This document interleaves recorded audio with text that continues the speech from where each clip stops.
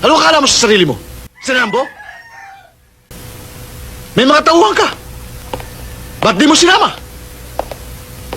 Talaga bang desperado ka na? Di naman sa ganun, sir. At isa pa, hindi naman sa lahat ng oras nakabuntot ang mga kasamahan ko.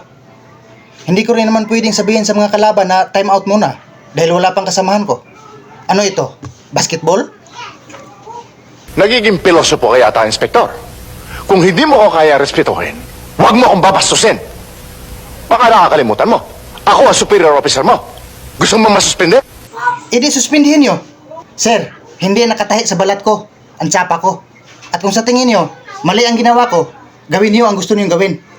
Basta ang alam ko, tama ang ginawa ko. Inspector! Sorry, sir.